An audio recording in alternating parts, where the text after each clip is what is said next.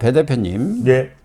지금 이재명 대표도 11월 두 개의 재판을 지금 앞두고 있지 않습니까? 그렇습니다. 1심 선고가 나오면은 뭐 이재명의 운명도 어떻게 될지 모르는 풍전등화라고 예. 볼 수가 있는데 11월 1심 선고를 앞두고 또 7일부터 네.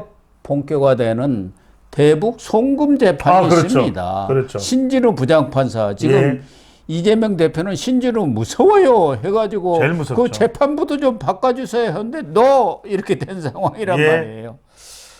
그런 것들을 염두에 두고 정청래 법사위원장이 이재명한테 한 사람 알아 올린다 해갖고 박상용 부부장 검사에 대한 청문회를 열었는데 오히려 이재명한테 어떻게 보면은 자폭 청문회가 돼버린 거예요. 그렇죠. 물론 뭐 이화영이가 나와가지고 지 판을 벌이기는 했습니다만 주진우 의원이 공개한 이화영과 김영태 변호사 간의 그 녹취록 예, 예. 이게 지금 일파만파입니다. 그렇죠. 예. 그렇습니다. 그러니까 이제 지금 말이 안 되는 것이 구속 수감 중이에요. 이하영 전 그러니까요. 부지사는. 예. 그런 사람을 지금 쌍방울 대북 송금 관련해서도 아직 결심이 안 나왔습니다. 예. 그런데 지금 재판 중에 있는 내용을 가지고서 지금 이화영을 불러내다가 말 그대로 검찰이 조작한 거 맞죠? 네, 맞습니다. 이러고 있는 겁니다. 예. 이게 왜냐하면 어찌 보면 말 그대로 국회 농단 아닙니까? 이 정도 되면. 예. 그렇지 않습니까? 사법부에 대한. 그런데 문제는 뭐냐면 이렇게 해서 이재명 대표에게 구원의 날개를 좀 달아주려고 했던 것이 그랬던 이제 거죠. 그래서 이제 이른바 충성 경쟁 중에 하나가 지금 정청래 법사위원장의 이런 시도였는데 오히려 밥그릇 그릇하게 생겼어요. 예. 자폭 테러다. 뭐 이런 이야기가 나오는 건 그럼 뭐냐면 맞아요. 자폭 지금 그 때가. 말씀을 하시는 거죠. 예. 이- 판도라 상자를 열어버렸다니까요. 그렇죠. 검찰이 이 이화영 전 평화부지사로부터 추가적으로 수사한 내용이 공개된 거 아니겠습니까? 예. 바로 이 김성태 전 쌍방울 회장 조폭입니다. 근데 지금 사실 이 김성태 전 회장의 입이 사실은 스모킹 건이지 않습니까? 근데 이 사람이 무슨 이야기를 하냐면 이화영한테 매달 3천만 원을 줬다. 이야기 나온 거죠. 이화영이가 예, 예. 김성태 회장이 이러이런 일을 한 것을 내가 알고 있다. 아, 그렇죠. 그걸 김성태가 터뜨리면 큰일이 나니까 예, 예. 이재명한테 가서 잘 얘기 좀 해. 그렇죠, 그렇죠. 내가 막고 있을 테니까. 그런데 네. 그 핵심 내용이 바로 두 가지 아닙니까? 그렇죠. 그 재판 거래한 거, 대법원 관여한 거, 그렇죠. 그리고 항소심 로비하기 위해서 돈 준 거, 돈 준 이것도 거. 있고. 그렇습니다. 또 하나는 그 이재명 대표, 이해찬 전 대표한테 돈 준 거. 그게 지금 김성태가 터뜨리려고 한다. 그걸 이제 김영태 변호사한테 그렇죠. 다 이화영이가 맞는 말. 이 얘기를 예. 한 거 아닙니까? 김영태 변호사가 이화영이 구치소로 찾아가서 접견을 했는데 그걸 지금 해버린 거죠. 몰래 한 거죠. 몰래 한 거죠. 변호사하고 할 때는 그 교도관이 없으니까 다 털어놓은 거예요. 그게 지금 다 나온 거다. 그렇죠. 이게 중요한 겁니다. 그러니까 이제 국회 불러내서 덮으려고 했는데 예. 오히려 방금 전에 말씀하신 대로 김영태 변호사하고 이야기한 녹취록이 공개되면서 김형태입니다. 김형태입니다. 예. 죄송합니다. 발랑 사실은 다 까발려진 거죠. 그래요. 법관에 대해서 로비한 내용도 다 이제 알려지게 된 것이고 예. 또 하나는 사실은 이미 쌍방울이 이해찬 전 대표에게 뭐 뇌물 로비했다라는 것은 이미 문제가 됐던 부분이거든요. 예. 그때 그래서 사실은 상당히 큰 금액의 이 사무실 운영 비용인가요? 예. 또 오디오 구입 비용인가요? 이런 부분들도 이해찬한테는 진미파라고 그렇죠. 거기가 국회 이른바 앞에 있는. 비선 캠프 아니었습니까? 예, 예. 거기에 사무실을 뭐 너댓개 썼는데 매달 3천만 원씩 줬다는 게 다 그렇죠. 오래전에 나왔는데 예. 얘기가 나와서 근데 그것에 대한 결정적인 어떤 증거를 찾아내지 못했는데 여기 이화영이가 이 얘기를 한 거 그렇죠. 아닙니까? 그러니까 2년간 매달 3천만 원씩을 예. 이화영에게 준 거니까 7억이에요. 7억. 예. 근데 이게 사실은 말이 안 되는 게 사무실 운영 비용으로 7억이 필요합니까? 그러니까 거기가 비선 캠프였죠. 그러니까요. 제가 드리는 말씀이. 예. 그러니까 이건 사실은 뭐 진미파라곤 사무실을 뭐 사도 되는 넘치는 돈이니까 이게 운영 비용을 넘어서서 선거에 그 캠프에 대선 비선 캠프로 그렇죠. 그때 이제 이해찬이가 갖고 있는 조직이 광장 아닙니까? 그렇습니다. 그런데 그것을 이재명하고 합쳐가지고 민주평화광장이라는 조직을 만들었고 그걸 조정식이가 전에 사무총장하던 국회의장 나오려다 못 나온 그 조정식이가 관장을 했어. 이해찬의 직계가 조정식 아닙니까? 그렇죠. 네. 그런 돈 들어간 거. 특히 이 법원 로비한 거, 대법원 로비한 것까지 그렇죠. 지금 다 이 얘기를 해버렸단 말이에요. 이건 뭐 엄청난 일이죠. 검찰이 다시 수사를 하게 되면은 이재명이가 꼼짝없이 당하게 생긴 상황. 김용한테 통해서 이재명한테 돈 줬다는 얘기까지 지금 다 나오고 있는 상황 아닙니까? 지금까지 나왔던 그 수사보다도 더 파장이 클 수밖에 없는 내용이거든요. 그러니까 이런 예. 뇌물 정치자금 수사 이렇게 들어가면은 이게 뭐 핵폭탄이 터지는 것이죠. 예, 예. 이 법원 로비라든가 이런 것은 사실은 밝히기가 쉽지는 않아요. 어렵죠. 지금 김만배하고 권순일 간의 그 재판 거래도 정황이나 의혹은 있지만 두 사람이 입 딱 다물고 있으니까 증거가 밝힐 뭐. 수가 없고 예. 또 검찰도 이 고위 법관들 수사에 대해서는 어렵죠. 잘 안 하려고 합니다. 맞습니다. 예, 거기에고 척지면은 아무것도 안 되니까. 예. 그러나 이 뇌물 준 거요. 이것은 수사하기 좋지 않습니다. 더 큰 게 터진 거예요. 예. 그러니까 사실은 국회로 이화영을 불러내면서 이게 더 그러니까. 주목을 받아버렸어요. 그러니까 오히려 더. 이화영의 무슨 예. 회유 협박받았다는 것은 저리 가버리고 그렇죠. 오히려 지금 이화영과 김영태 변호사 간의 그런 대화 녹취록 예. 이게 지금 엄청난 폭발력을 가지고 그러니까 두 가지입니다. 말씀하셨던 대로 이 법관들을 로비한 내용하고 대부분 예. 법관하고 그 다음에 두 번째가 이해찬에게 더 많은 비용이 들어간 건데 여기 또 하나가 경제평화협의회인가요? 예. 2020 뭐 평화경제협의회인가 그런 게 예, 있습니다. 평화경제협의회라고 해서 이 이해찬이 이제 21대부터는 이제 국회의원이 안 되지 않습니까? 예. 그러다 보니까 2017년에도 보면은 베트남인가요? 쌍방울 공장 공사하는데도 직접 베트남이 아니고 저 지린성에 있는 지리죠. 중국. 예, 중국에 거기에 이해찬이도 갔고 이화영이도 갔고 그러니까요. 김성태도 갔어요. 이건 완전히 그리고 사진까지 다 나왔지 빼박 않습니까? 캠프예요. 예. 쌍방울과 관련되어 있다라고 하는 이화영까지.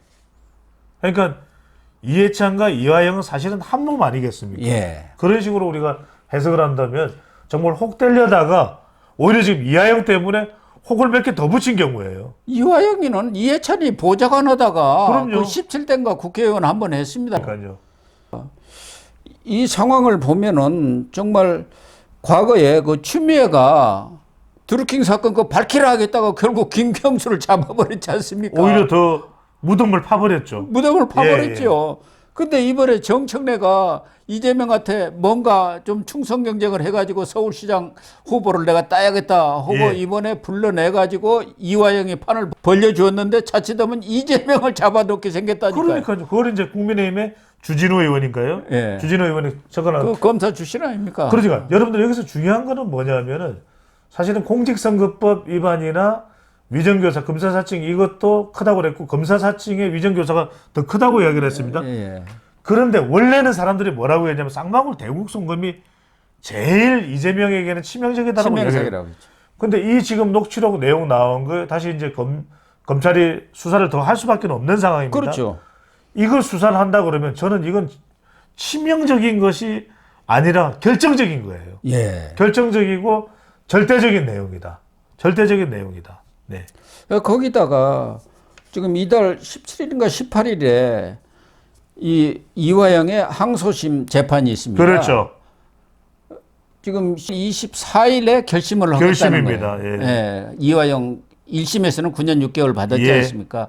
그래서 항소심도 그렇게 되면은 11월이나 12월 초에 이제 최종 대로. 선고가 나오는 거예요. 예. 올해 내에 끝내겠다는 거예요. 그렇습니다. 그런데 그 항소심에 김성태가 거기 증인으로 나가서 지금까지 자기가 까발리지 않은 거 의리 때문에 예. 그거 까겠다. 그렇죠. 이렇게 지금 주변한테 이야기하고 있다는 거예요. 왜 그러냐? 그날 청문회 보니까 완전히 이화영을 위해서 자기는 의리도 지키고 돈도 주고 모든 걸 다 했지 않습니까? 예. 근데 완전히 자기한테 다 떠넘기고 쌍방울에다 떠넘기니까 열이 엄청나게 받아버려. 그렇겠죠. 그래갖고 나도 가서 다 까겠다. 아. 그러면 이제 끝나는 치명적인 거죠. 예. 치명적인 거죠. 거기서 주저리 다 까놓으면은 뭐 검찰도 또 수사를 안 할 수가 그러니까 없죠. 제일 치명적일 수밖에 없는 것이 녹취록에서 나왔다라고 하는 이화영에게 사실은 이해찬에게 전달하기 위한 돈이었을 것이다라고 이제 지금 해석이 나오는데 매달 3천만 원씩 준 거. 이 근거 자료를 가지고 나올 수도 있어요. 그것도 있지만 예, 예.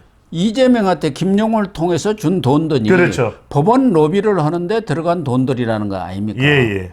특히 그렇죠. 권순일 대법관한테 대법관에게. 김만배가 비타 500을 들고 8번 찾아갔던 그 돈도 사실은 그때는 김만배가 돈이 없을 때예요. 예. 쌍방울이 대줬다는 지금 얘기가 있었는데 그것도 터뜨리겠다 뭐 이러는 것 같아요. 그거는 엄청 치명적인데 완전 스모킹건인데. 치명적이죠. 네. 스모킹건이 지금 예, 나오고 예. 생겼어요. 그래서 지금 이게 자폭 청문회 열었다 해갖고 지금 개딸들이 난립니다. 그러니까요. 정청래 괜히 말이야 이화영이 불러가지고 이재명 잡게 생겼다. 그러니까요. 당신이 책임져라 해갖고 지금 자폭 청문회예요.